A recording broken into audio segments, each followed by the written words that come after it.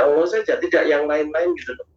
Ya, meskipun dia dikucilkan, dia akan bahagia karena yang membahagiakan hal-hal yang sifatnya remeh-temeh dan sebagainya itu tidak ada apa-apanya, tidak ada nilainya di hadapan Allah sama sekali gitu loh. Ya, meskipun dia miskin, papa betul. Katakan kita bicara tentang Bilal, kita bicara tentang Khabbab bin Arad, kita bicara tentang orang-orang miskin di zaman Rasulullah. Itu mereka mulia gitu loh. Ya, meskipun dikucilkan oleh bos-bosnya yang dahulu, orang-orang kafir itu diusir, bahkan disiksa dan sebagainya, ya dia menjadi orang yang mulia gitu. Nah, itulah pemberani-pemberani seperti itulah yang akan dihargai oleh Allah gitu.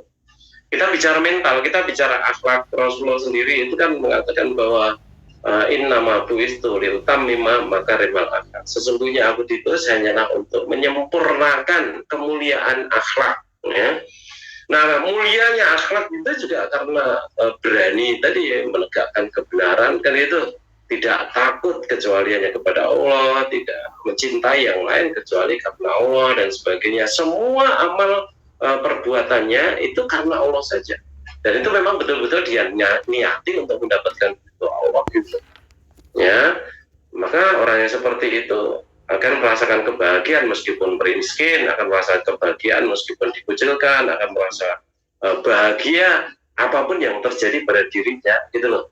Ya, maka meskipun disiksa habis-habisan, yang namanya Bilal bin Rabah itu dia tetap ahad karena kokoh tauhidnya kan gitu. Ya, nah mudah-mudahan kita juga terinspirasi oleh kisah-kisah para sahabat tadi untuk senantiasa kokoh tegak berdiri dalam keberanian untuk menegakkan kebenaran. Tidak ada nilainya di hadapan Allah sama sekali kalau kita menjadi penakut. Tidak ada nilainya di hadapan Allah sama sekali kalau kita itu menjadi pengecut, apalagi menjadi pengecut gitu loh. Itu ada pilihannya, ada pada kita masing-masing. Mau menjadi perwira, satria, atau menjadi pengecut, itu pilihan kita. Ya, maka Allah kemudian memberikan nilai sesuai dengan pilihan kita. Ya, kalau pilihan kita menjadi penakut, sidik wedi,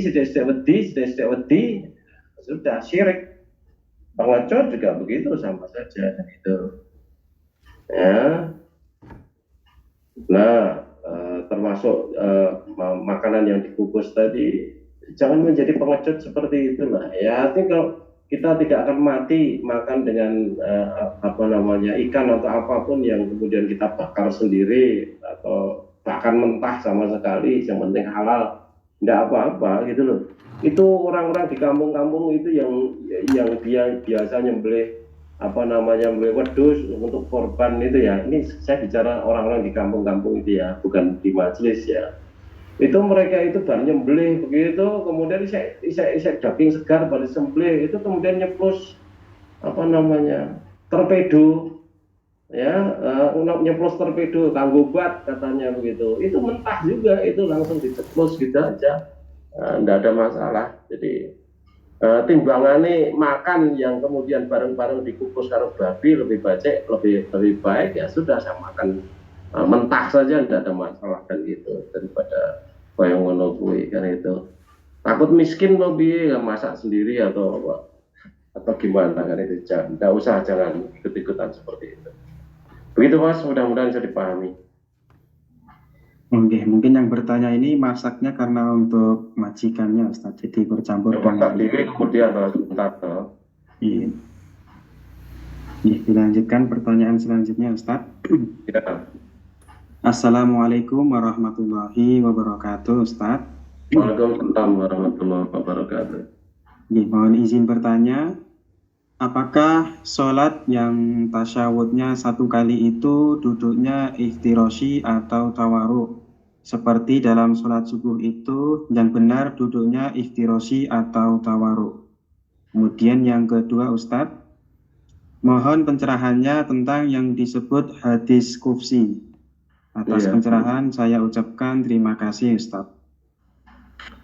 Ya, yang benar adalah tawaruk ya, sudah dikaji lama, sudah dibicarakan lama tentang itu. Memang ada yang berpendapat bahwa duduknya adalah iftiros, artinya duduk seperti tahiyat awal itu kan itu, tetapi ada dalil-dalil yang lain yang menguatkan, menunjukkan bahwa duduk tahiyat itu kan tahiyat akhir juga, meskipun rakaat yang kedua kan tahiyat akhir, maka duduknya itu adalah tawarruk kan gitu. Kemudian berikutnya adalah hadis qudsi. Hadis qudsi itu adalah hadis yang isinya firman Allah yang disampaikan dalam bahasa Rasulullah Muhammad SAW kan itu. Ya, kalau Al-Quran itu adalah firman Allah yang disampaikan dalam bahasa Allah kan itu. Bahasa Al-Quran itu sendiri kan itu.